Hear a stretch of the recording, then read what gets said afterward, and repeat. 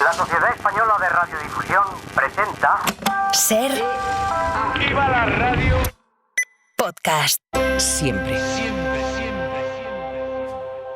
Estás escuchando el Abierto de Hoy por Hoy. Cada día analizamos las noticias más relevantes de la actualidad, las claves políticas, económicas y sociales, con las voces de los protagonistas y los distintos puntos de vista de nuestros tertulianos. Tiempo para el análisis, tiempo para el abierto en esta mañana de miércoles de felicidad, de miércoles de buen humor. Elena Pisonero, muy buenos días. Buenos días. Ignacio Escolar, muy buenos días. Buenos días, Ángel. Y Antón Losada, muy buenos días. Buenos días, bonjour.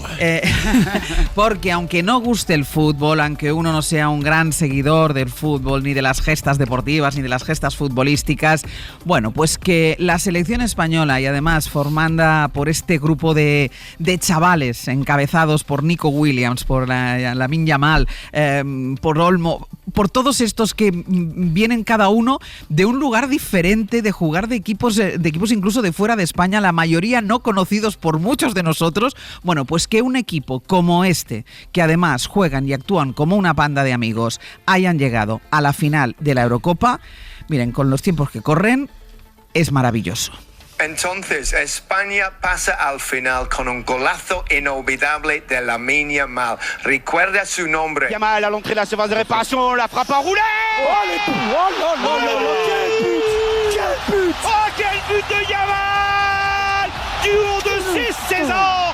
C'est une pépite. La acarició con la pierna izquierda, asomó en la media luna y dibujó una parábola imperial imposible para mañana el cancerbero francés, que deja ojipláticos a los seguidores franceses, reverencias en la afición española. Lamine Yamal, por si quedaba alguna duda, entra de pleno derecho en la historia de las fases finales de la Eurocopa. Remontamos el partido cuando peor lo estábamos pasando. Primero Lamine y ahora Olmo al rescate. España 2, Francia 1, el segundo de Dani Olmo. Devant le but, ballon dégagé, la tête Saliba, double contrôle avec la frappe et le but contre son camp. Dani Olmo qui frappe puissant. A mí es que me deja impresionada la efusividad, la admiración con la que los franceses narraron los goles de la selección española. Es la principal radio deportiva francesa narrando los goles ayer de la remontada de la victoria de España ante su selección, ante la selección francesa. Enviado especial a la Eurocopa, Antón Meana. Hola de nuevo. ¿Qué subido, Ángel? Qué alegría más tonta. Buenos días. Meana, es que yo creo que Europa entera, y es que escuchando ahora como Francia narra esos goles, yo creo que Europa entera está rendida al juego de esta selección. Sí, yo creo que los torneos grandes de selecciones de verano tienen eso, ¿no? Que tú eres de tu país, pero que quieres ver algo distinto en otras selecciones. Y decía Relaño que la única selección que está sosteniendo la Eurocopa es España, que ha jugado bien contra Italia, bien contra Croacia, ha hecho un buen partido contra Alemania, ayer estuvo brillante contra Francia. Te decía en el primer paso que no sufrimos, un poquito sí. O sea, en el minuto 9 cuando marca Francia, luego tienen un par de arreones de Mbappé, que jugó sin máscara, que parecía que estaba muy fino. Ahí estábamos un poco perdidos, había un poco de nervios, veíamos a Navas un poco sobrepasado, parecía que le iban a cambiar después de ver tarjeta amarilla, y de repente llega ese remate de Lamine Yamal. Estábamos en el pupitre, te abalanzas sobre el pupitre, parece que se va a caer el micrófono abajo. Ves que están eso, las 5 radios de España que damos el partido en directo, pero todas las radios de Europa nos miran, nos preguntan por Lamine Yamal, se llevan las manos a la cabeza, los de la BBC, los de RMC en Francia, como decías. La verdad que sí, es el equipo que está jugando mejor y no les veo tan eufóricos, te lo decía ayer, porque saben que jugando bien les queda lo más difícil, que es rematar esto el domingo en Berlín. ¿Cómo va a gestionar esto Lamine Yamal? 16 años, reconocido ya por toda Europa como el héroe de esta Eurocopa, con ese golazo que marcó ayer, que es golazo de profesional, de años de experiencia. ¿Cómo se puede gestionar esto, Meana? Pues yo le estoy conociendo en esta Eurocopa, hemos tenido la oportunidad de entrevistarle durante un buen rato y de compartir con él algún ratito, y es un chico muy tranquilo al que le gusta la presión, es como que se divierte, sabe perder, cuando no le sale asume la derrota, y creo que tiene un entorno muy bueno, tanto en el Barça como en la federación como en su familia. Y eso es lo que le diferencia del resto, más allá de su talento increíble. Ayer marcó un gol delante de Rabiot, que es un futbolista experimentado de Francia, que comete el error de decir en la previa que si Lamine Yamal quiere ganar la Eurocopa tiene que hacer un poco más. Y delante de él lo hace. Él subió una frase la noche anterior a su Instagram, es un chico de 16 años, 17 el próximo sábado, y utiliza las redes sociales muy bien. Y dijo algo así como, habla solo cuando puedas decir jaque mate. Pues lo dijo, jaque mate. Jaque mate. Y es que yo no recuerdo un gol así, en un minuto de partido en el que estás agobiado, en el que la pelota hace una parábola increíble, sube, baja, y las imágenes eran de eso, de saltar al campo los compañeros, las manos en la cabeza, que hemos visto. Pues yo creo que lo va a gestionar bien, pero estoy contigo, es la duda la tenemos todos, porque es muy joven. Es que está justo en el principio de su carrera, cuando algunos estarían jugando en las categorías inferiores, algún día haciendo algo con el primer equipo. Bueno, pues es el líder de esta Eurocopa. ¿Cómo llegan los jugadores a la final? ¿Cómo van a llegar? Llegan muy tocados físicamente, ahora tienen que recuperar, el equipo tiene una sesión de trabajo en la Selva Negra, viajamos ahora para allá prácticamente pues para estirar piernas y mirarse y ver que están todos bien, y no van a hacer tampoco ningún entrenamiento grupal muy fuerte, porque el único problema que tiene España es el físico. Terminó muy cansado Rodri, un miembro de seguridad de la federación por mala suerte resbaló, cayó encima de Morata, y vamos a estar pendientes de la rodilla de Álvaro. Nos decía saliendo del estadio que estaba bien, y también mandó un mensaje de tranquilidad el seleccionador, pero tienen que hacer una prueba. Ahora tienen que dosificar esfuerzos, pensar que están muy cerca y sobre todo no confiarse, porque lo que viene es muy complicado, ya sea Holanda o Inglaterra. ¿A quién preferimos en esa final? Hombre, ya llegados aquí Inglaterra, ¿no? ¿Sí? Yo no, yo quiero Holanda. No, hombre, ya llegados aquí, si hemos echado a Italia. Hemos echado pero a es Alemania. que Inglaterra está haciendo muy mala Eurocopa. Pero ellos inventaron esto. Ya, así bueno. Ya los ingleses, los alemanes, los italianos, los franceses. Hombre, si es Holanda, no vamos a ponerle pegas. Contra Koeman es un gran equipo. Hoy es la segunda semifinal a las 9, lo contamos en Carrusel. Pero yo creo que si ya cerramos el círculo ganándole a Inglaterra con 100.000 ingleses en Berlín el domingo, ya nos podemos venir contentos el lunes en el avión de vuelta a España. Lo que es seguro es que vamos a vivir otra enorme noche de fútbol el domingo a las 9 de la noche. Meana, a disfrutarlo. Gracias como siempre, Ángel. Un beso muy fuerte. Un beso. Decíamos y hemos escuchado cómo las radios francesas retransmitían esos goles de Yamal y de Olmo, porque es que la prensa, y lo contábamos antes cuando la repasábamos, Bayo, la prensa rendida ante el juego de la selección y ante Lamine Yamal. Sí, al que apodan el siguiente semidios, lo dice el Times de Londres. Yamal proclama la próxima era dorada de España, sentencia el Independent. Está volviendo loco al mundo del fútbol, dice Abola desde Portugal. Tiene una calidad brutal, añade el subcampeón de la Eurocopa ante España en 2008, Michael Ballack, en la prensa alemana. En la francesa tampoco escatiman halagos al jugador. A sus 16 años hace que Kylian Mbappé, de 25, parezca un veterano, un viejo, apunta Le Figaro. En RCM Sport, que es esa radio que comentábamos antes, también hablaban del juego colectivo de España. Les mecs, quand ils sont dans ce collectif-là, y jouent au-dessus de leur niveau. Asegurando que cuando están en ese colectivo, cuando juegan con la selección, suben el nivel, que no brillan tanto con sus equipos de manera individual, pero de forma colectiva la selección sigue siendo la mejor de Europa a día de hoy. Huracán España titula el Corriere dello Sport en Italia, mientras que la noticia también da el salto al otro lado del Atlántico. El New York Times habla de una semifinal para la historia, pero ojo, ponen el foco en cuál es la mejor afición de la Eurocopa. Para ellos, la de Países Bajos. Dicen que cada partido, cada previa es una fiesta que se tiñe de naranja en toda la ciudad. Bueno, pues entonces no sé a quién prefiero. Y ahora voy a cambiar a lo mejor te hace cambiar de opinión. Y una voz más, la de Gary Lineker, cerrando ayer el programa en el que participa en la BBC. Entonces, España pasa al final con un golazo inolvidable de Lamine Yamal. Recuerda su nombre. Adiós. Recuerda su nombre, adiós. Me recuerda tanto a Michael Robinson. Sí, es que parecía muchísimo.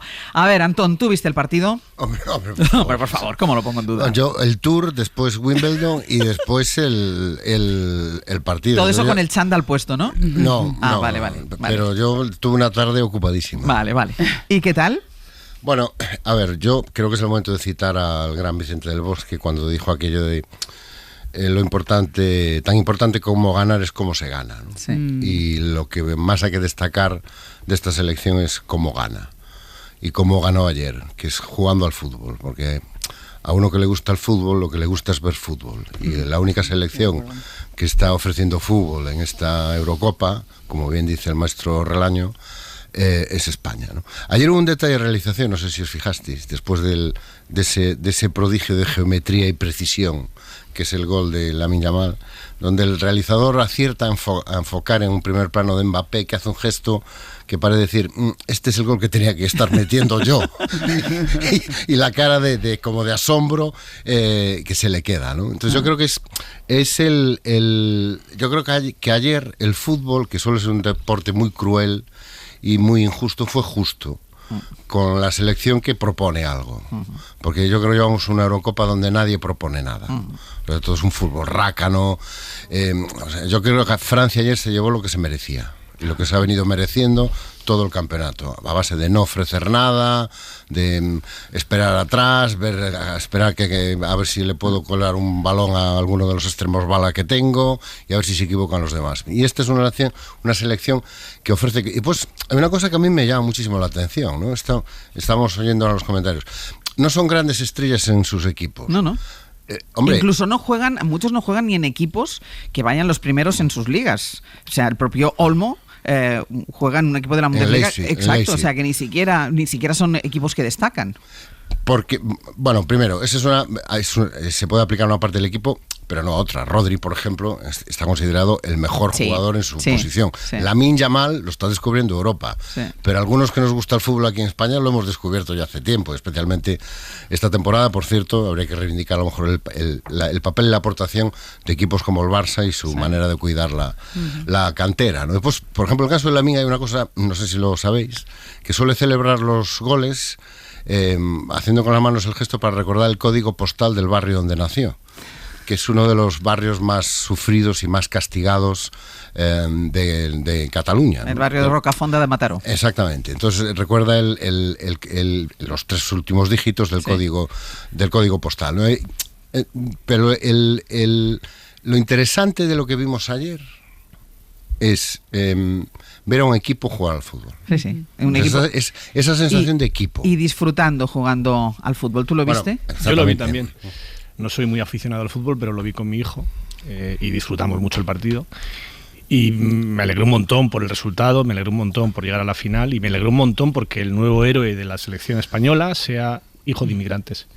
Sea un español, y resalto mucho lo de español, al que probablemente desde que antes de que empezó a andar tuvo problemas de racismo, porque hay problemas de racismo en España, y que hoy es el héroe de España. Y me alegro un montón por él y por España y por los jóvenes que tienen un referente como él ahora. ¿Y tú?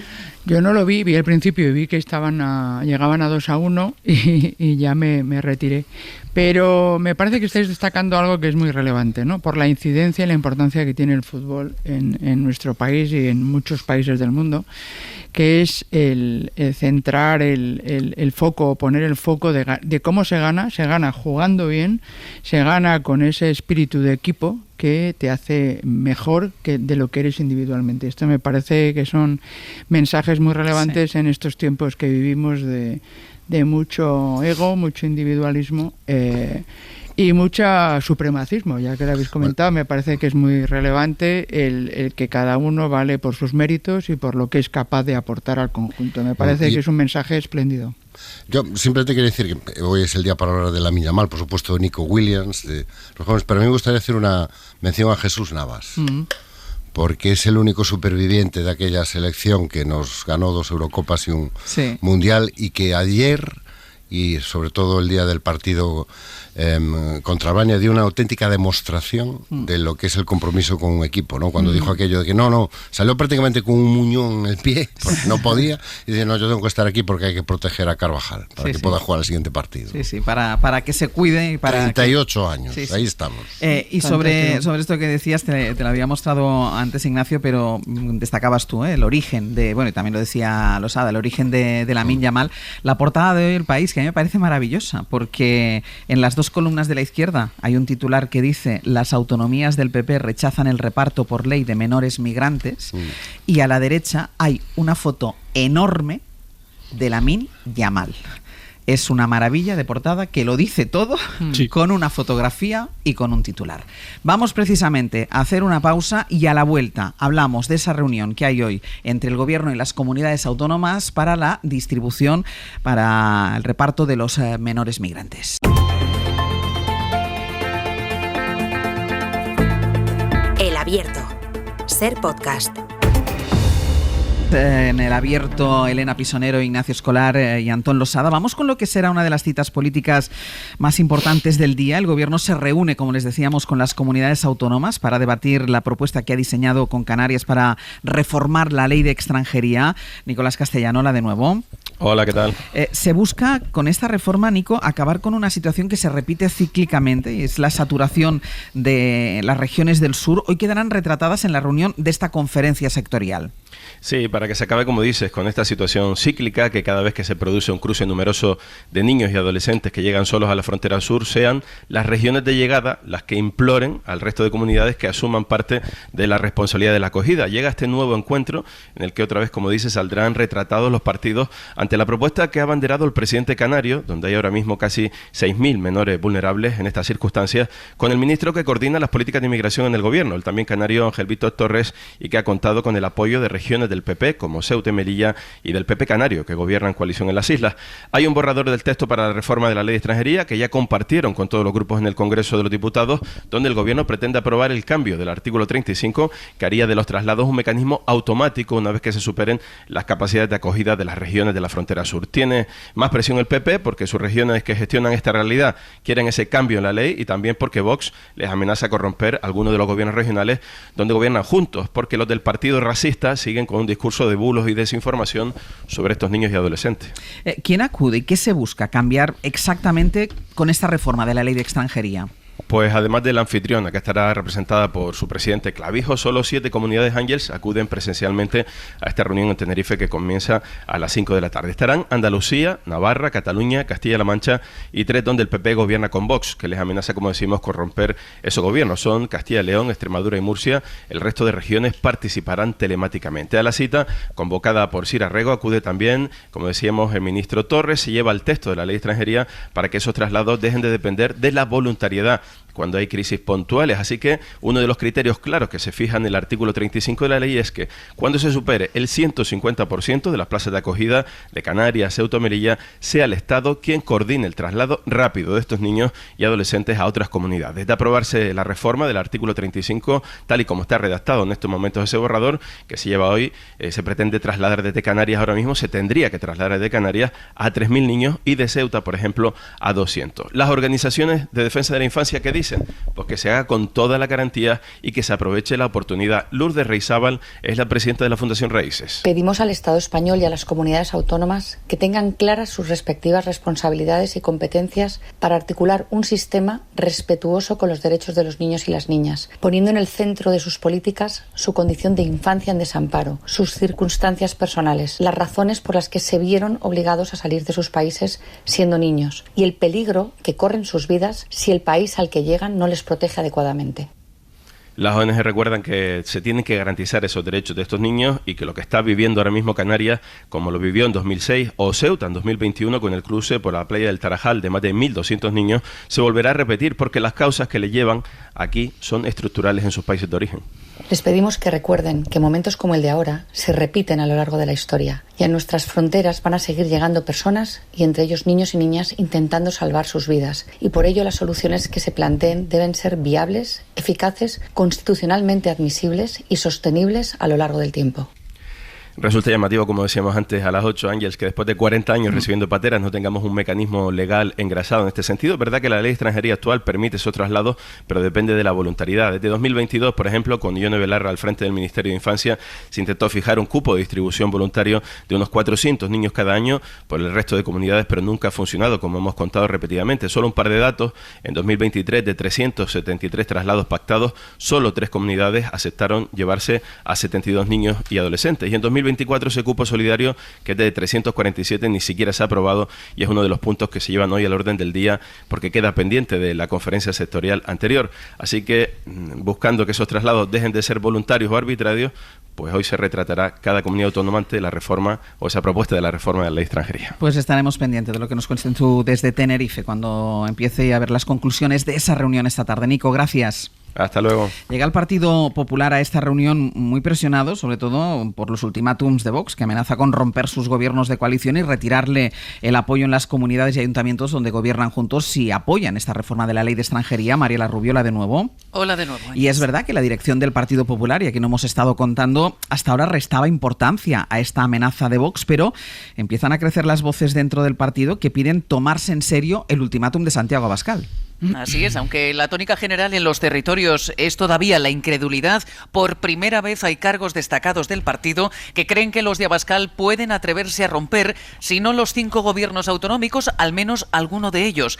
En Comunidad Valenciana, por ejemplo, el PP alega que exceden ya el máximo de menores migrantes, pero hay otras comunidades con gobiernos de coalición con Vox donde se da por seguro que aunque no vaya a haber un pacto con el gobierno para un reparto obligatorio y un cambio en la ley de extranjería, sí se van a reubicar menores desde Canarias de manera voluntaria, algo que supondría cruzar la línea roja que ha planteado Vox. Hablaban así el presidente de Aragón, Jorge Azcón, y el de Castilla y León, Fernández Mañueco. Y no estoy dispuesto a aceptarlo ni a cambiar las decisiones que yo piense tomar porque Vox quiera lanzar un órdago. Castilla y León es una tierra solidaria, que nadie lo dude. Vamos a estar a la altura de esta situación que se está viviendo. La posición no va a ser muy distinta de lo que ha sido en otras ocasiones. Con todo, el presidente de Aragón, Azcón, admitía haber tratado el asunto, haber hablado del órdago con la dirección nacional de Vox, por lo que él mismo daba valor a la amenaza. A la espera de lo que suceda esta tarde en la sectorial,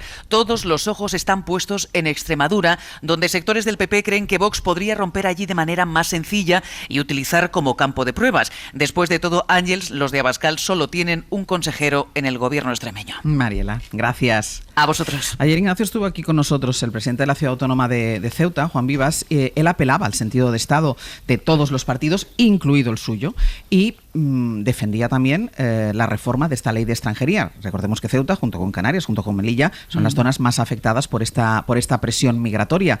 Claro, lo que pasa es que el Partido Popular tiene la presión de la ultraderecha. Tengo curiosidad por saber cómo acaba este episodio, porque primero no es la primera ocasión en la que Vox lanza un ultimátum que luego después él mismo incumple ese partido. Pasó, por ejemplo, con las presiones que intentó poner en marcha en el Senado para que parasen de manera completamente ilegal la ley de amnistía en el Senado, que el PP lo bloquease completamente, algo que no se podía hacer y que Vox pretendía. Y tengo curiosidad por ver qué ocurre ahora, y tengo la sensación de que esta vez va más en serio.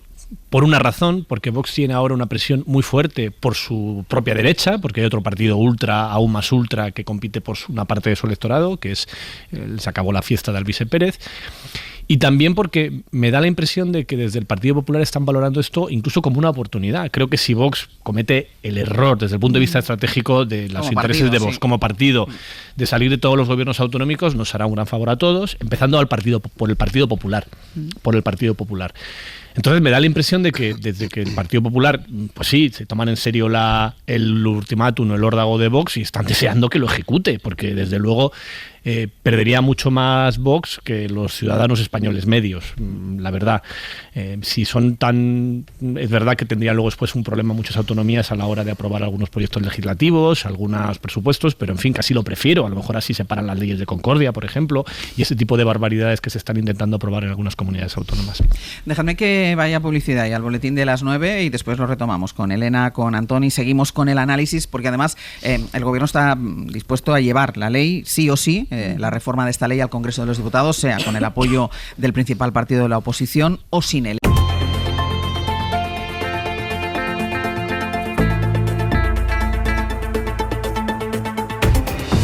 En el abierto, Elena Pisonero, Ignacio Escolar y Antón Losada. Vamos a continuar hablando de la reunión de esta tarde entre el Gobierno y las comunidades autónomas para la reubicación de los menores migrantes, la presión que la ultraderecha está ejerciendo sobre el Partido Popular para que no apoye esta reforma de la ley de extranjería que nos contaba Nicolás Castellano. Y una última cosa antes de poder escuchar a Elena y Antón, que es la decisión del Gobierno, que va a llevar al Congreso, sí o sí, la reforma de esa ley, aunque el Partido Popular diga que no la va a apoyar. Guillermo Lerma, buenos días. Hola de nuevo, Ángels. En Moncloa son conscientes que sin los votos del PP la ley no va a salir adelante, pero lo que quiere el Gobierno, llevando la ley sí o sí al Congreso, es que Feijóo se retrate.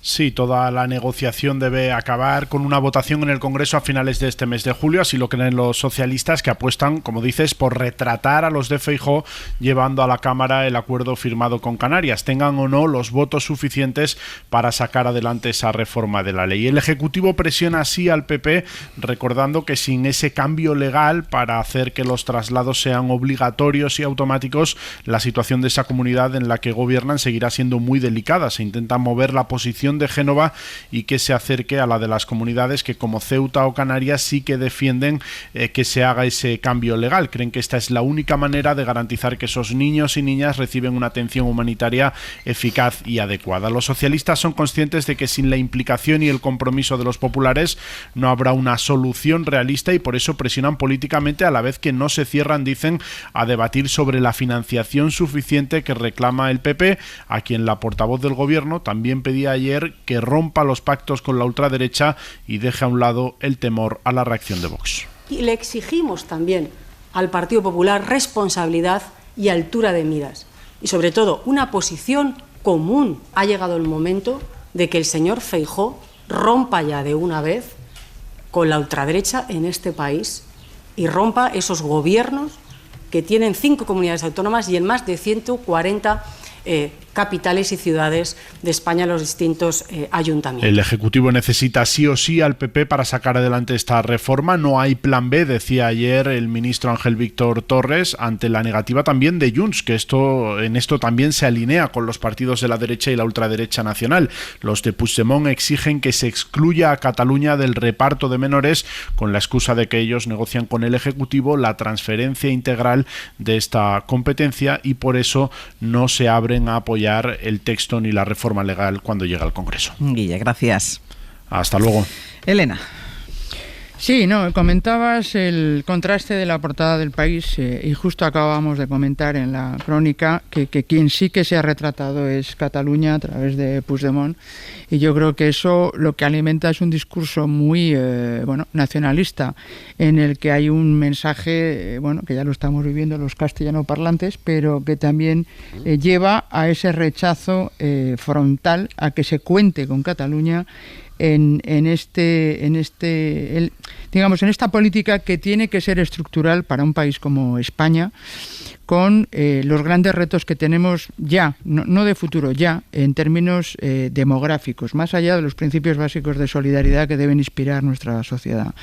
Entonces, digamos que en primer lugar el reto lo tenemos todos los españoles para poder poner sobre la mesa una política que vaya de los titulares a las acciones. Y es verdad que para llegar a las acciones es imprescindible no solo votar una ley en la que el PP debe estar en la negociación, o sea, este tipo de políticas que se retrate, que venga, que diga lo que piensa, no, es que hay que negociar desde el principio, porque en mi opinión todo lo que aborde la inmigración de una manera sensata y con vistas a realmente abordar un reto con resultados concretos, debe contar con el mayor apoyo posible en la sociedad y sobre todo de quienes además están gestionando las políticas concretas en el terreno, que hoy por hoy son las comunidades autónomas. Por lo tanto, yo creo que hay que cambiar el enfoque cuando hablemos de este tipo de temas para que no seamos más sofisticados y más finos a la hora de elaborar estas leyes, no como una pugna política, sino como un tema claramente estructural. Y como bien decía Ignacio, el análisis político que ha hecho Ignacio es muy afinado, es decir, nunca se sabe, pero es un momento importante para definir cuáles son tus propuestas estructurales, y lo digo en el caso del Partido Popular, obviamente, en los que al final los gobiernos de coalición, y eso también se aplica al PSOE, deben establecer cuáles son los puntos estructurales de su propuesta en la que no deben ceder ante sus socios, y este es uno de ellos. No me cabe la menor duda de que este tema es vital y tenemos que hacerlo, vuelvo a repetir, con esa visión de futuro de integrar realmente, no solo es acoger, sino hacerlo en un planteamiento en el que lo que se busca es la integración en la sociedad de una manera efectiva, con políticas que hay que financiar. La ley tiene que ir con la financiación, pero tiene que ir con la aplicación práctica en las comunidades autónomas. Yo creo que se debe negociar y no imponer o decir ahora te retratas, no, es que tenemos que hacerlo juntos. Antón. Bueno, no sé muy bien cómo acabamos hablando de Cataluña y de los castellanoparlantes, ¿no? Pero solo por dar un dato, Cataluña, hay racismo en Cataluña acogió, habrá racismo, pero Cataluña acogió entre enero y febrero de este año 664 menores migrantes, que me parece que contrastan bastante bien con los 9 menores migrantes de la Comunidad Autónoma de La Rioja, que dice que tiene su sistema saturado con los 9 menores migrantes. Cataluña ha acogido 664 menores migrantes en lo que va de este año. ¿En porcentaje? En lo que va de este año.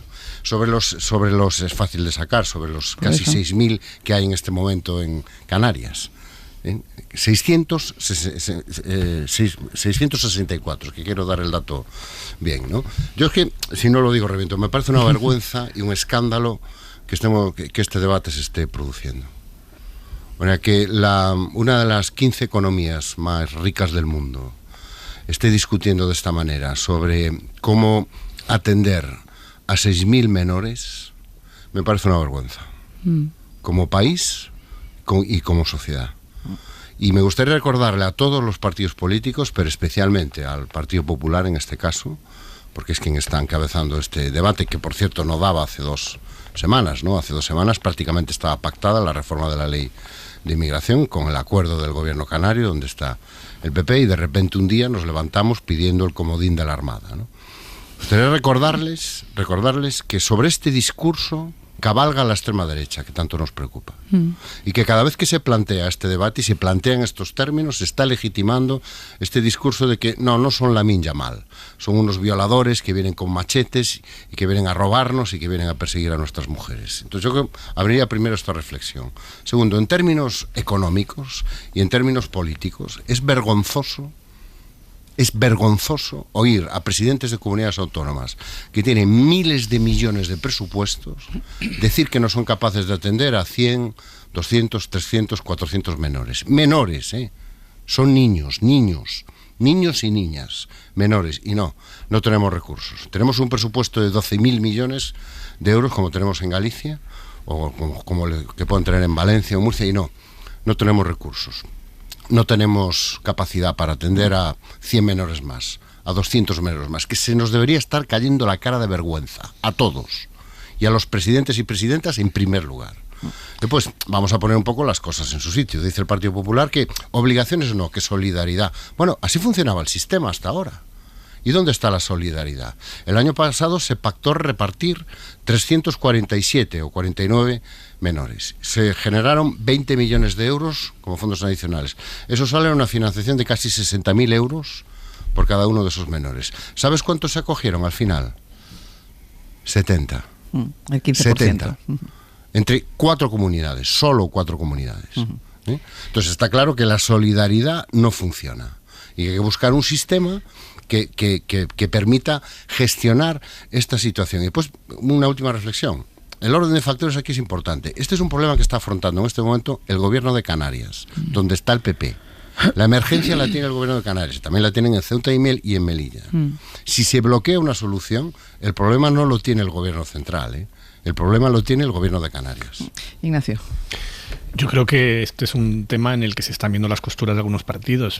Es verdad que el PP parece dispuesto a llegar a algún tipo de acuerdo, pero después de haber planteado esta locura que antes planteaba Vox, de mandar a la Armada allí, ¿a qué? ¿A hundir a los barcos que vengan? ¿A qué? Exactamente qué papel tiene que jugar la Armada, porque la Armada su obligación es rescatar a los cayucos que encuentre, no impedir su entrada como pretende Vox y los días pares, los impares no, el Partido Popular. Y luego, sobre la cuestión de Cataluña, Junts no gobierna en Cataluña. No gobierna en Cataluña. Bueno, condiciona al gobierno de España. Junts es peor, no gobierna. No, pero fíjate que en el gobierno de España para la legislatura se puede aprobar, para la legislación se puede aprobar sin la necesidad de Junts. Bueno, si apoya al PP, si no sale. No, evidentemente, claro. Pero entendemos que el PP es, los días pares, es un partido de Estado también. Bueno, por eso creo que cuando es un partido de Estado tienes que hacer las conversaciones de otra manera y no plantear, oye, mira, a ver si te retratas. ¿Pero de qué manera? Si había un acuerdo con el gobierno de Canarias, entre el gobierno de Canarias y el gobierno de Canarias central. está gobernado por el PP también. Claro, pues pero eso, es que si queremos llegar, vamos a ver, si queremos, había un acuerdo. Si queremos la semana pasada había un acuerdo. Si queremos y el gobierno de pensar Canarias de dijo públicamente que apoyaba la reforma de la ley de inmigración. Elena. Entonces, ¿qué más quieres dialogar? Elena. Si yo lo que lanzo es ir a la esencia de las cosas. Si realmente lo que queremos es resolver un problema pensando en los ciudadanos de hoy y del futuro, tenemos que facilitar el acuerdo y no plantearlo en términos de titular político, porque es que realmente de lo que se trata, y por eso he insistido en mi pequeña intervención, es que lo importante es abordar un tema que es crucial hoy en la gestión diaria del día a día en comunidades concretas, pero sobre todo de nuestro futuro. Pero en este tema quien ha dado titulares es el Partido Popular. Pues un bien, día fue porque Feijóo se puso el papel de estadista bien, y dijo que lo iba a apoyar. Al siguiente bien, fue porque mandaron no a la Armada a proteger la frontera. No te preocupes, y al siguiente Ignacio, no sabemos cuál es. No te preocupes porque, como tú muy bien has dicho, se va a enfrentar a una tensión concreta,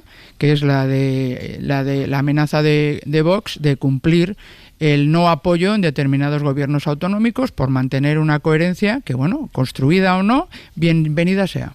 Vamos a verla. Yo tengo mucha curiosidad por ver cómo acaba ese desenlace. Yo también, a ver si nos pilla descansando. Pero insisto en que ha habido unos bandazos que ha provocado exclusivamente la tensión entre el PP y Vox, porque la propuesta de salir a decir esta cosa es temporánea, que ya había propuesto la extrema derecha y que ya desde el ejército le habían respondido a la extrema derecha, que no tenía ningún sentido, porque la obligación del ejército y de la armada no es impedir la llegada de inmigrantes, sino en caso de encontrarse un barco de unos inmigrantes en un cayuco, rescatarlos, que es lo que tiene que hacer un país democrático y que defienda los derechos humanos.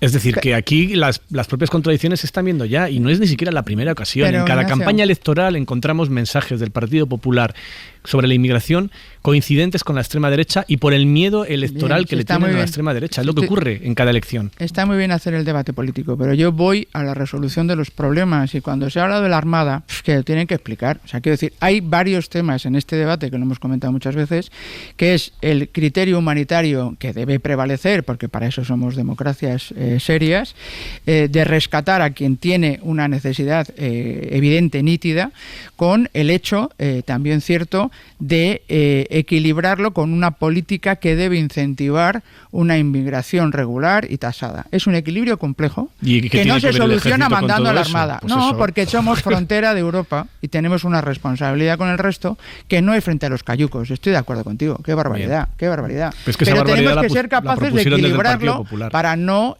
poner tampoco una puerta abierta o franca, que estoy de acuerdo. O sea, no ha sido muy afortunado el planteamiento, pero tiene que estar en el debate. Antón, que cierro contigo. Un minuto. Es que yo quiero volver a los términos, a los números, a las cifras. Estamos hablando de 6.000 menores. 6.000 menores.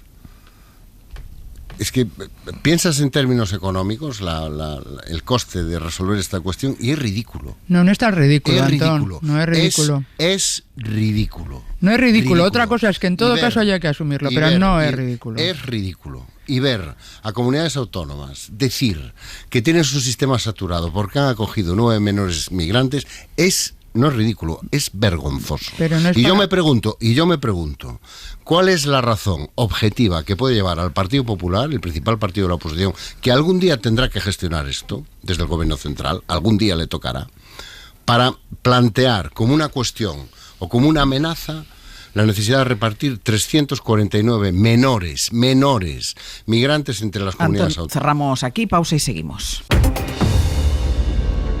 En el abierto, Elena Pisonero, Ignacio Escolar y Antón Losada. Quisiera presentarles a Carmen Martínez Aguayo. Ella fue viceconsejera de Hacienda en la Junta de Andalucía, condenada a 6 años de cárcel por prevaricación y malversación por el caso de los ERES. El Constitucional ahora la ampara y elimina para ella el delito de malversación. Y después de haber pasado 1 año y medio en la cárcel, ahora está en libertad. Carmen Martínez Aguayo, ¿qué tal? Muy buenos días. Hola, muy buenos días a todos. ¿Cómo está? Bueno, pues tranquila y bueno, dispuesta a contestarle a las preguntas que usted quiera hacer, tranquila. ¿Cómo se recupera, si es que se puede recuperar la normalidad después de un episodio como el que usted ha vivido? Pues poco a poco, igual que en el momento que entré en prisión, pues tuve que adaptarme a las nuevas condiciones, pues ahora que son obviamente muy distintas y favorables, pues adaptarme otra vez a la vida normal, ¿no? Normalizada que tenía antes. Yo lo escuchaba el otro día decir: el Constitucional ni me ha indultado ni me ha amnistiado, el Constitucional me ha dado la razón. Eso es lo que usted defendía desde el principio. desde el principio, y eso es la realidad de la sentencia. Cualquiera que lo lea lo puede ver. A mí no me han dado una amnistía, a mí no me han perdonado, no me han dado un indulto. Yo he ejercido mis derechos de defensa a través de mi representación procesal, de mis amigos y mis abogados, que no pueden haber hecho mejor trabajo, y en ese punto pues me han dado la razón, han reconocido que se han vulnerado mis derechos constitucionales, que es lo que hace el Tribunal Constitucional. Tan alto tribunal tiene la función de ser garante de nuestros derechos fundamentales en este Estado, una garantía para todos los españoles. Y lo que este tribunal ha dictaminado es que se han vulnerado mi derecho a la presunción de inocencia y a la legalidad penal, y por lo tanto anula la sentencia, claro. Carmen, ¿cómo argumentaron los órganos judiciales que la sentenciaron? ¿Cómo argumentaron los hechos que le imputaron? Pues yo no puedo explicárselo muy bien, porque todo el tiempo que he vivido esto lo he vivido con una gran perplejidad, ¿no? Porque yo no soy jurista, pero llevo muchos años en la administración y nunca pudo pasar por mi cabeza que se pudiera, por participar en la elaboración y en la presentación de un anteproyecto de presupuestos de una ley, pues se pudiera decir que una ley aprobada por un Parlamento fuera ilegal, o que nadie pudiera decir que al hacer la ley se engañaba al Parlamento. Eso me parece, siempre me ha tenido absolutamente perpleja, ¿no? Los parlamentos no se les engaña, los parlamentos son instituciones sólidas de representación de nuestro país, que tienen los medios suficientes para tomar sus decisiones de la manera más consciente y con mayor conocimiento, y desde luego yo nunca pude imaginar que una ley pudiera ser calificada de ilegal. Podría ser calificada de inconstitucional, ¿no? Pero de ilegal no. Por lo tanto, lo he vivido con gran perplejidad, y yo no soy capaz de explicarlo, pero ahí hay miles de folios y yo siempre los he leído con el máximo respeto, y con el mismo respeto que he acatado las resoluciones, pues sigo teniéndolo ahora mismo. ¿Usted nunca fue advertida de posibles irregularidades? Bueno, es que el término irregularidad es un término que en la administración, mire usted, la administración tiene muchos procesos que se llaman de mejora. Uno de los procesos de mejora más importante es el proceso que llamamos de control financiero permanente, dentro del control de la intervención.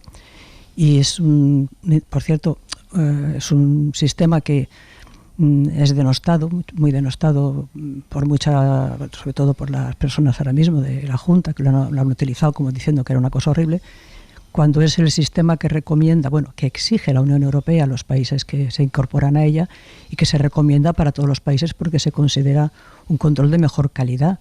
Ese procedimiento lo que va haciendo es detectando elementos de mejora, como en esta filosofía de que el que encuentra un error encuentra un tesoro porque encuentra un camino de mejora, digamos, ¿no? Sí. Son irregularidades de mejora. Ahora, que a mí me hayan dicho o que yo pudiera conocer que aquí había intrusos o cosas de estas, en ningún momento, nunca en ningún momento hemos podido o he tenido ningún tipo de conocimiento de esas cosas, vamos, en absoluto. Usted dice que cuando los del Partido Popular firmaron la denuncia, firmaron sabiendo que el contenido de esa denuncia no era verdad, o que aspectos del contenido de esa denuncia no eran verdad. Claro que lo he dicho. Las personas que firmaron la denuncia, puesto que el PP era la acusación particular que nos ha llevado a este punto, eran parlamentarios, eran diputados, sabían perfectamente cómo se tramita una ley, saben perfectamente que las leyes no pueden ser ilegales, sabían perfectamente de la existencia de la partida porque se discutía en el Parlamento y ellos eran parte de esa discusión. Modificaron, hicieron propuestas de modificación de esa partida, nunca pidieron que se eliminara. Tenían conocimiento por preguntas parlamentarias de que eso se estaba utilizando perfectamente en otras instituciones, conocían perfectamente esto, participaban de ello, y sabiendo que todo esto, pues se atrevieron a firmar esta denuncia que nos ha llevado a mí por menos a tener que pasar 1 año y medio en la cárcel. Claro que sabían que no era verdad. Lo sabían además porque, como he comentado, había un informe de la Cámara de Cuentas que se pidió por parte de la Junta cuando todo este proceso se vio que había problemas en una parte, ¿no? en el empleo, pues se pidió un informe a la Cámara de Cuentas, y en ese informe se detallaba perfectamente cuál era el problema, y se veía que era perfectamente válida las ayudas que se daban a más de 6.400 trabajadores. En ese informe se decía que los intrusos, en ese informe los cifraban en 70, y en ese informe que se complementaba con un informe jurídico se decía que los créditos no podían ser delito, ¿no? Porque los créditos se ponen en un presupuesto y cuando lo aprueba el Parlamento se trasladan al órgano que tiene que ejecutar la política a la que va dedicado ese dinero, porque un crédito es dinero que va a una unidad, y esa unidad la tiene que ejecutar conforme a ley, pero ponerlo en el presupuesto para que se apruebe no puede ser delito, no es un dinero que vaya a terceros, que vaya a que tenga, digamos, una ejecutividad, sí, como para decir que se malversa, vamos.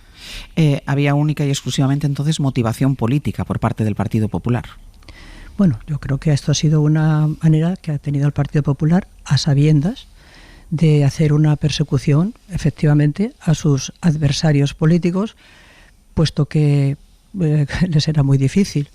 Yo creo que la gestión que hacíamos los equipos socialistas en general era una gestión bastante, ya he dicho muchas veces que me siento orgullosa de ella, bastante buena para Andalucía, y lo que no ganaban en las urnas decidieron buscar otro sistema y había algún antecedente, ¿no? Mi compañera Magdalena Álvarez nombró a Demetrio Madrid, presidente de Castilla y León, al que también con una estrategia de instrumentalización por parte del Partido Popular de la Verdad, pues lo consiguieron expulsar de la Junta de Castilla y León y ganó las elecciones José María Aznar. Yo creo que eso les salió bien y que lo han intentado hacer aquí también con buen resultado, como está visto, ¿no? Porque si no hubiera dado buen resultado, no hubiera estado 1 año y medio en la cárcel. ¿Y ha habido también motivación política por parte de los órganos judiciales? Se lo digo porque ni la jueza La Haya, ni la Fiscalía Anticorrupción, ni la Audiencia de Sevilla, ni el Supremo entendieron sus argumentos. Bueno, yo le he dicho que yo lo he vivido con perplejidad, pero yo no soy jurista y no soy quien para juzgar ni para opinar sobre sus resoluciones.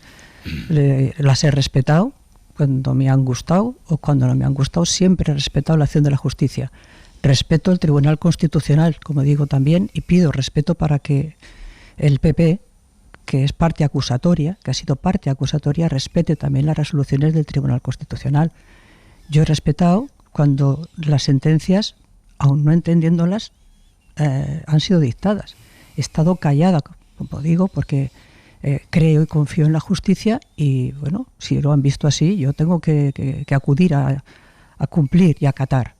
Y lo que pido es que se acate también y se respete al más alto tribunal de nuestro país, un tribunal que es el garante de nuestros derechos, el derecho a que nuestra legalidad sea respetada. Y eso es una garantía para todos los españoles, no solo para mí o para las personas que ahora obtenemos un amparo, sino para todas las personas que puedan sentir vulnerados sus derechos constitucionales. Y eso es muy importante. Pero usted, ¿cuántas veces ha pensado que con otra correlación de fuerzas dentro de este alto tribunal del Constitucional usted seguiría en la cárcel?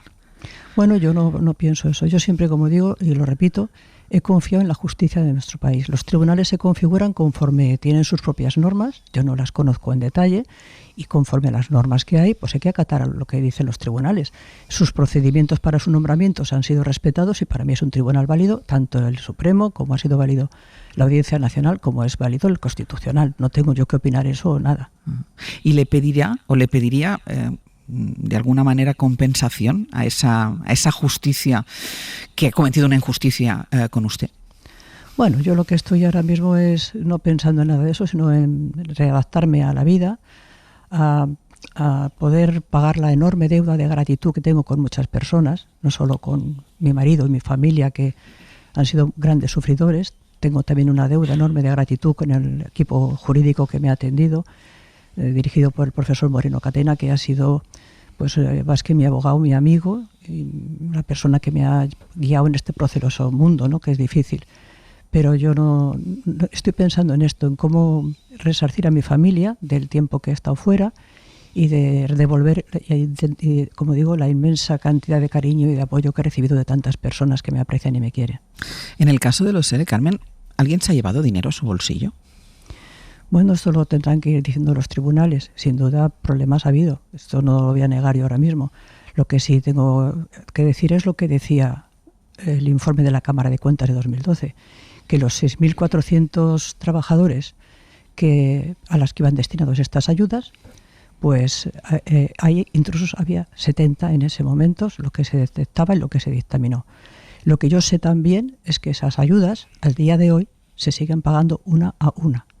Lo que sé también es que yo no he robado, ni nadie me ha acusado de robar. Lo que sé también es que si la Junta de Andalucía considera que eso es un robo y que ese dinero se ha pagado indebidamente, no tiene más que establecer los procedimientos de reintegro correspondientes persona a persona, trabajador a trabajador, y recuperarlo. Y cuando no lo hace será porque piensa que son legales, y desde luego no puede decir que hemos robado a los andaluces 600 millones de euros. Eso es una gran mentira, una mentira fabricada específicamente para hacernos daño, para intentar desmoralizar a los andaluces, para intentar quitar valor a todo el trabajo que ha hecho una generación de políticos en Andalucía para levantar Andalucía, para levantar la sanidad, para levantar la educación, para ayudar allí donde ha sido necesario, y en las crisis económico-industriales ha sido necesario. Y yo creo que es obligación de un político responsable acudir allí a donde hay problemas para intentar resolverlos, que es lo que han hecho los gobiernos de Manolo Chávez y de Pepe Griñán. Pero ahora dice el presidente de la Junta de Andalucía, Juanma Moreno, que el Tribunal Constitucional está borrando el mayor caso de corrupción de la historia de España. Bueno, yo creo que eso es una mentira, que por mucho que se repita no va a ser verdad. Y creo que hay que repetir claramente que eso no es verdad. El dinero de los ERES, que se llama así el dinero de los ERES, los 600 y pico millones que dicen que hemos defraudado, no es verdad. Ese dinero está cobrándolo cada uno de los trabajadores que ha sido objeto de esta necesidad, familias enteras que si no hubiera sido por estas ayudas hubieran tenido dificultades enormes para poder sobrevivir.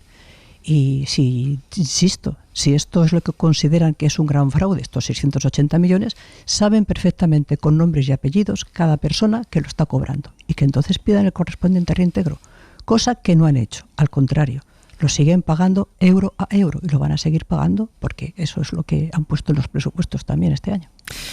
Carmen, ¿por quién ha sufrido más durante este año y medio? Bueno, y la previa, todo el proceso judicial, ¿por usted o por su familia?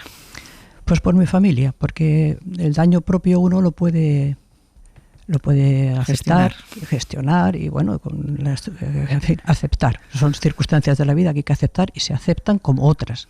Hay otras situaciones mucho más injustas que la gente tiene que vivir, que le cae a uno y tiene que afrontarlas como todo.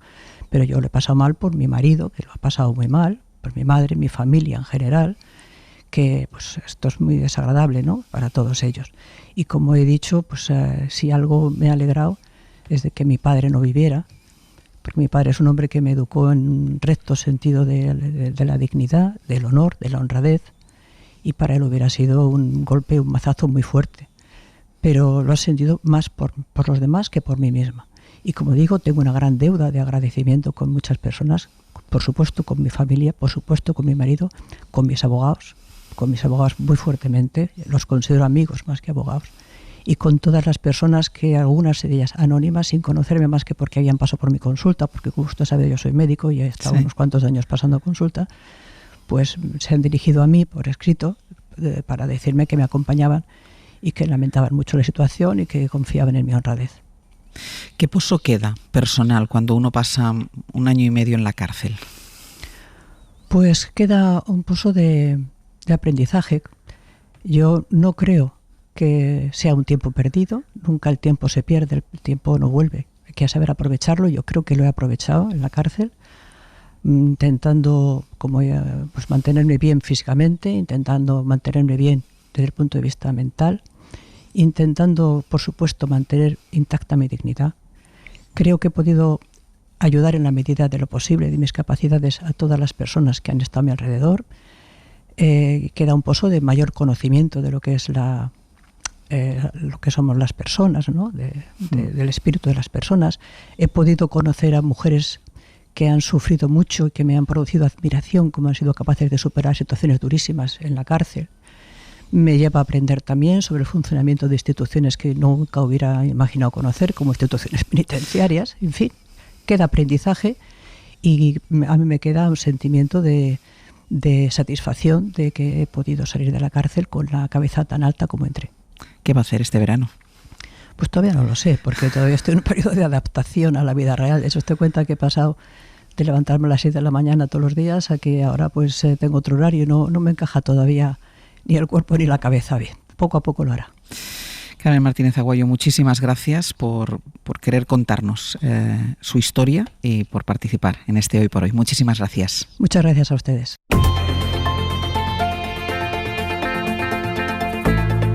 El Abierto. Ser Podcast.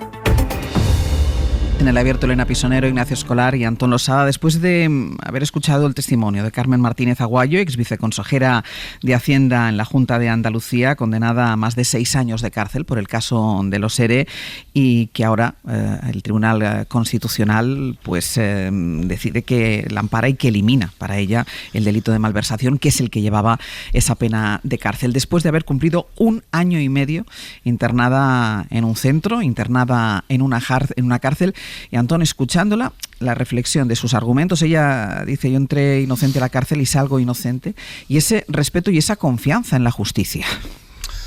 Sí, porque tiene mucha razón al recalcar esto, ¿no? El Tribunal Constitucional no está haciendo ningún tipo de indulto. Ni me han indultado ni me han amnistiado. No, el Tribunal Constitucional lo que hace es un control de constitucionalidad, en este caso de legalidad penal, ¿no? Y para que la gente entienda de una manera lo más simple posible cuál es el principal argumento del Tribunal Constitucional para anular sobre todo el delito de prevaricación, es que el artículo 25 de la Constitución, en su apartado 1, dice que nadie puede ser condenado o sancionado por acciones o omisiones que en el momento de producirse no constituyan delito, que es exactamente lo que argumenta el Tribunal Constitucional, que un anteproyecto de ley o un proyecto de ley nunca puede ser delito. ¿Por qué? Porque es una propuesta y por lo tanto no se puede condenar a nadie por presentar un proyecto de ley o un anteproyecto de ley, y que en todo caso la responsabilidad de haber alguna, que no la hay porque es una ley, correspondería a quien aprueba ese proyecto de ley, que no es la viceconsejera ni la consejería, sino que es el Parlamento. El Parlamento. ¿No? Y yo creo que era muy importante recuperar, porque en la sentencia de los ERES, que es un caso de corrupción que nadie va a discutir a estas alturas, nadie lo puede discutir, igual que creo que es exagerado hablar de persecución política, se puede hablar de los excesos cometidos en algunas declaraciones, pero no de persecución política. La justicia ha hecho su trabajo y ahora el Tribunal Constitucional está haciendo el suyo, que es revisar la legalidad constitucional, es revisar si se han respetado los derechos fundamentales de un conjunto de ciudadanos que presentan sus argumentos y que están siendo recogidos porque son argumentos sólidos, porque lo que es absurdo es una sentencia en la que se establece, el propio Tribunal Supremo establece que presentar un proyecto de ley, aprobar un anteproyecto de ley, realizar modificaciones en un anteproyecto de ley o un proyecto de ley pueda ser constitutivo de un delito de prevaricación. Elena. Que solo decirlo produce escalofríos. Elena. No, yo creo que Antón lo ha explicado muy bien y estaba escuchando atentamente. Lo que en todo caso quiero decir desde el primer momento es un testimonio humano que desde luego merece todo mi respeto y bueno, transmite que tenemos que ser conscientes de que estar en la cárcel no es agradable para nadie, ni estar en un proceso judicial, que además en el caso de esta persona ha sido funcionaria pública y eso tiene un elemento tremendo, pero bueno, como digo, lo primero un testimonio humano que tiene toda mi respeto y consideración. Pero como decía bien Antón, yo creo que lo has explicado muy bien a pesar de que es un tema muy complejo, pero efectivamente lo que tenemos es que la Facultad de Derecho de Santiago sirven para algo, pero no, eso no habilita para ser un buen comunicador y pedagogo y te estoy dando un plus. Bueno, muchas gracias. Las cosas como son. Dios te bendiga. Igualmente. Bueno, entonces, es explicar que el sistema, tenemos un sistema que funciona, tiene sus debilidades, pero desde luego es lo que nos permite no estar en una situación permanente de indefensión, y por eso aquí lo digo muchas veces y entre todos tenemos que dejar claro que es muy importante que el sistema funcione y que un órgano como es el Tribunal Constitucional, y como bien has dicho, es garantía de que se respetan los derechos más elementales de los ciudadanos, y eso es una buena noticia que nos califica. Es que hay una cosa que se está repitiendo mucho, que es que el Tribunal Constitucional está entrando en materia penal cuando no debería, porque no es efectivamente un tribunal de revisión, no es una tercera instancia. No, el Tribunal Constitucional está entrando en lo que es su competencia, que es comprobar la legalidad constitucional, y no lo olvidemos, asegurarse de que se respetan nuestros derechos fundamentales, los nuestros, los de los ciudadanos. Efectivamente, ¿no? Y a mí eso me parece fundamental subrayarlo, y lo conecto con el testimonio humano, ¿no? Una persona que ha sufrido lo que ha sufrido esta persona, pues bueno, es de comprender, y entendemos esa animadversión que puede haber, pero yo diría dos cosas. Uno, el que se haya denunciado y acosado es denunciable en sí mismo, valga la redundancia, pero lo que se ha producido luego es una condena, que es la que le lleva a la cárcel. El PP no la ha metido en la cárcel, ¿vale? Sino que ha habido un tribunal que ha decidido que esto era así.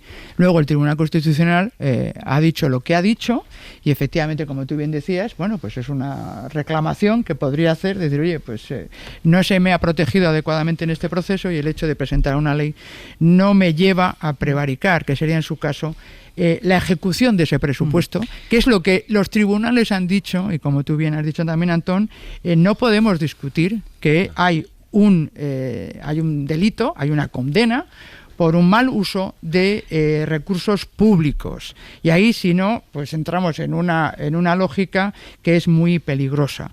Y al final, en todo caso, los ciudadanos, yendo al tema, que es un tema muy peligroso, son los que con su voto deciden quién les va a gobernar. Esto es al final el punto que establece la diferencia entre la política y la justicia. Ignacio. Pues fíjate que yo, estando de acuerdo parcialmente con lo que decís, discrepo en algunas cosas. Es cierto que aquello fue un caso de corrupción, pero el papel de la justicia es delimitar de quién.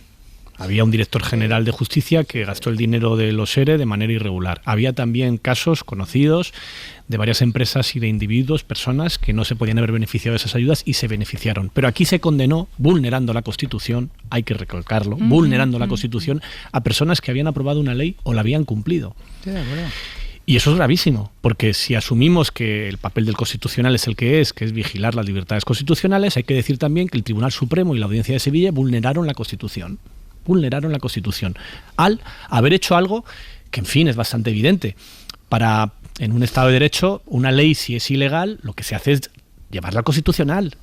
Discutir si es inconstitucional, si es una ley que incumple la Constitución, entiéndeme, claro, inconstitucional, se lleva a la Constitución, se lleva al Tribunal Constitucional. Pero aquí no se hizo eso. Aquí lo que se hizo fue condenar a todos los que habían participado en la elaboración de ese presupuesto, convirtiéndoles en culpables de lo que hacía un alto cargo del gobierno de la Junta de Andalucía 3 niveles por debajo. Y que ese criterio, pues en fin, es bastante discutible, ha generado un montón de condenas, ha generado consecuencias políticas, habiendo responsabilidad política, que la hubo, o sea, desde luego la hubo. Eso no lo podemos pero desde luego lo que no había era este gran caso de corrupción de 640 millones de euros con las que todavía hoy muchos se llenan la boca y que es falso. Eso es como decir, ha habido gente que ha defraudado con las ayudas, yo qué sé, al campo de la Unión Europea y por tanto todo el presupuesto de la Unión Europea ha sido lo defraudado. Pues mira, no. Aquí hay que delimitar bien cuál es lo que se defraudó, que son cantidades bastante inferiores a los 640 y qué no. Y esa contradicción que resaltaba la ex viceconsejera de decir, oiga, si aquí ha habido unas ayudas ilegales, ¿por qué no se anularon? Porque no las han reclamado. Porque hay gente que sigue cobrándolas y es porque hay mucha gente que las merecía realmente.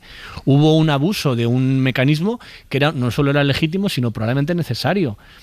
¿Tenía que haber tenido más controles? Evidentemente, si después se ve cómo se ha gastado de mal ese dinero, claro que tenía que haber habido más controles, pero convertir la responsabilidad por no vigilar lo suficiente en una ilegalidad es un salto que, en fin, no se ha dado con muchísimos otros cargos públicos españoles que han visto como un montón de batracios iban a su alrededor y que no han tenido y no sé en quién estaré pensando, y no han tenido ninguna repercusión legal. ¿Quién? Es muy evidente. La persona que tiene procesado por corrupción o condenado por corrupción a todos sus vicepresidentes cuando estaba al cargo. Hablo de Esperanza Aguirre. Es que no caía. No caía. ¿En serio que no caía? ¿En serio que no caía, Estaba yo dándole vueltas y una candidata del Partido Popular que se presentó a todas las elecciones. Estamos hablando de Esperanza ilegal y que ella nunca se enteró de nada. Lo mismo no, eso ha dicho la justicia. Pero con la misma criterio de si no te enteraste eres culpable, pues habría que condenar a más gente, no solamente a los responsables de los hierros. Cierro contigo. Esperanza Aguirre está en su casa. No, en todo caso, en efecto, yo creo que lo que se discutió, y eso es lo que se sentenció, es la adjudicación de las ayudas, no el adjudicatario. Quiero decir, el que ha recibido las ayudas no le va a reclamar por un mal que ha cometido el que se lo ha adjudicado. Por eso no se reclama, si no se hubiera reclamado, digo yo, vamos, y si no, asumirán esa responsabilidad.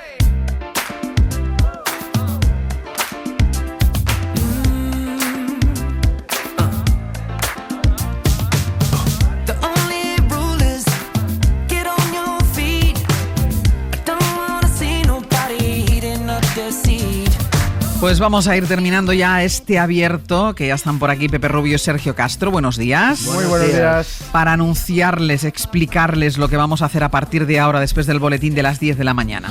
Pues estamos cerrando a cal y canto secciones. Vamos. Hoy llega el viernes e ineludiblemente tenemos que despedir a Marta Sanz, a Manuel ¿Hoy llega el Delgado. viernes? Hoy llega el miércoles. Ya es perdón. viernes. Yo Perdón, pensé, perdón. Antón, yo me voy ya. O sea, Ha sido el ansia. Y yo. y eso que tú te quedas. O sea, Bueno, el ansia no. Pepe Rubio y yo, tú No, te quedas. pero si es viernes mejor, porque ya me queda menos para marchar. Vale. Eso es así. Es Bueno, solo miércoles, que es nadie solo se asuste. miércoles, Pero, despedimos. esa no es la actitud. Es Sergio, pero Ya bueno. me queda Es Sergio, perdón, Sergio. perdona. Esa no es la actitud. Me queda menos para marchar no es la actitud. No es la actitud, no es Bueno. la que queremos. Pero bueno, Intentaremos corregir. hoy hablamos de despedidas. Sí, vamos a despedir a Marta Sanz y a Manuel Delgado. Vamos a despedirnos en general, porque el tema es ese, despedidas. Entonces les vamos a pedir a nuestros oyentes que en el 900 100 800 nos llamen y nos hablen de sus mejores o más recordadas despedidas. Si les cuesta despedirse, dónde fueron esas despedidas que recuerdan, qué se dijeron, fueron despedidas para siempre o hubo después un reencuentro, y en ese caso, ¿cómo fue? O los expertos en irse sin despedirse. Hay gente que se va sin despedirse. Sin despedirse. Eso mola, ¿eh? Eso mola mucho. Es la famosa bomba de humo. 900, 100, 800. ¿Cómo se han despedido ustedes o cómo piensan hacerlo si lo tienen previsto en breve? Bueno, en territorios improbables que tenemos hoy con Pedro Torrijos, en plena crisis de la vivienda, cuando pagamos todo un 40 o un 50% de nuestro sueldo en alquiler o en hipoteca, él nos va a hablar de viviendas que solo pagan 88 céntimos de alquiler. Pues ya nos dirá dónde. Ya nos dirá ¿O cómo? dónde. Yo quiero Sí, saberlo. ¿Dónde o cómo? Para echar a correr, no me importa que sea lejos. Vale. Bueno, viaje de ida. Hoy tenemos personajazo, el doctor Pedro González Velasco. El doctor Velasco, él creó el Museo Nacional de Antropología hace 150 años y en torno a él, pues, aparte que fue uno de los grandes cirujanos y anatomistas de este país, hay grandes leyendas. Que compró a un gigante extremeño en vida, que convivió con el cadáver de su hija en casa, que siempre andaba entre cadáveres. Bueno, hay una serie de leyendas que, como todos, son leyendas. Vale. Aunque él dio mucho pábulo a eso. Vale, vale. Hoy le viajaremos. Y vamos a terminar con nuestra charla de todos los miércoles. Hay una película que está dando mucho que hablar, que a nosotros nos ha gustado mucho. Muchísimo. Se llama Casa en Llamas, está en los cines, cualquiera puede ir a verla ya. Es la película de Alberto San Juan, de María Rodríguez Soto, o por ejemplo de Enrique Auquer, o de Emma Vilarasau, que es una de las protagonistas de la película. Esta es la historia de una familia y de cómo se va derrumbando poco a poco. Uno contempla una familia y está viendo el universo entero para poder explicar las cosas, y nos va a acompañar esta mañana para hablarnos de esta película. No se la pierdan, que es muy buena. La Casa en Llamas, y Emma Vilarasau va a estar con nosotros, que es una de las actrices protagonistas, y yo voy a despedirme por esta temporada de Elena Pisonero, Ignacio Escolar y Antón Losada. Que tengáis buen verano todos. Hasta septiembre. Venga, un beso. Para no perderte ningún episodio, síguenos en la aplicación o la web de la SER, Podium Podcast o tu plataforma de audio favorita.